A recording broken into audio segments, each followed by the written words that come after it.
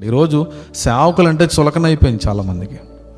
సేవకుడు అంటే ఏదో మనం అనుకుంటున్నాం, నన్ను క్షమించాలి, ఈ మాట వాడచ్చో లేదో నాకు తెలియదు. సేవకుడు అంటే ఒక కమెడియన్ అయిపోయాడు చాలామందికి. ఒక సర్కస్లో బఫూన్లాగా చూస్తున్నారు సేవకుడిని. ఎంత బాధ అండి, ఎంత బాధ. సేవకుల్ని మనం ఎట్లా చూడాలి? నీ ఇంటికి వచ్చే సేవకుడితో నువ్వు చులకనగా మాట్లాడతావా? ఎంత ధైర్యం నీకు అసలు? నువ్వు సేవకుడిని చులకనగా చూస్తున్నావు అంటే ఎవరిని చులకనగా చూస్తున్నావో తెలుసా? దేవుణ్ణే. సేవకుడు అంటే ఎవరో? దేవుని ప్రతినిధి, దేవుని సన్నిధిని నీకు పరిచయం చేసేవాడు. దేవుని సన్నిధి సేవకుడి ద్వారా నీ జీవితంలో విడుదలవుతుంది. ఐగుప్తు దేశంలో ఉన్నటువంటి 430 సంవత్సరాల బానిసత్వ బ్రతుకు అనుభవించినటువంటి వారిని ఒక సేవకుడి ద్వారానే దేవుడు నడిపించాడు. గమనించాలి.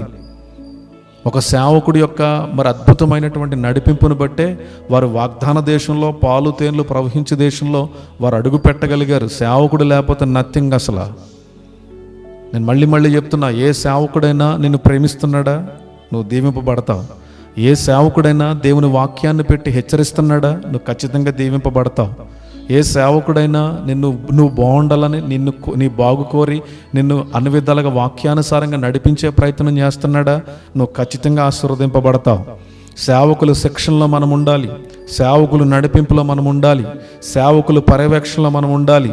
సేవకులు సరిగ్గా వాక్యం చెప్పడం సంఘాలు మారిపోవడం కాదు, ఆ సంఘానికి ఈ సంఘానికి చెదిరిపోవడం కాదు. నీ యొక్క సేవకుడు నీకు బాప్తిజం ఇచ్చి నీకు రక్షణ ఇచ్చాడంటే ఎంత ప్రసవేదన పడతాడో తెలుసా? ఒక సేవకుడిని నువ్వు విడిచిపెడితే. చాలామందికి అర్థం కావడం లేదు ఈ విషయాలన్నీ. సేవకుడిని చులకనగా చూడొద్దు. ఏదో సేవకుడిని పక్కన కూర్చుని మాట్లాడుతున్నాడు. ఒకవేళ సేవకుడికి నీకున్న స్థాయి ఉండకపోవచ్చు, నీకున్న చదువు ఉండకపోవచ్చు, నీకున్న హోదా ఉండకపోవచ్చు, నీకున్న వాగ్దాటి, నీకున్నటువంటి లోకజ్ఞానం సేవకుడికి ఉండకపోవచ్చు. సేవకుడికి దేవుడు తప్ప, బైబిల్ తప్ప, ప్రార్థన తప్ప, పరిచర్య తప్ప వేరే విషయాలు తెలియకపోవచ్చు. ఈ లోకంలో ఎంతో జ్ఞానం నీకు ఉండొచ్చు.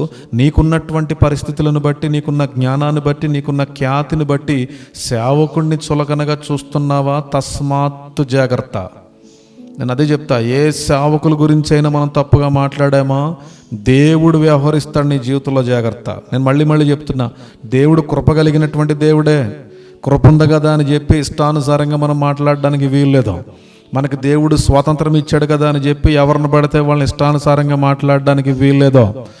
మనకి ఇచ్చినటువంటి పరిస్థితులు ఏంటి? దేవుడు మనకు నేర్పిందేంటి? పరిచర్య చేయటం, దేవుని వాక్యాన్ని దేవుని యొక్క అభిషేకంతో బోధించటం, అనేక మంది కొరకు మనం ప్రార్థించే వారంగా ఉండే స్థితిలో మనం ముందుకు వెళ్ళాలని దేవుడు కోరుతున్నాడు. అలాంటి సేవకులను మనం ఎప్పుడు కూడా చిన్న చూపు చూడకూడదని పరిశుద్ధాత్మ దేవుడు మనతో మాట్లాడుతున్నాడు.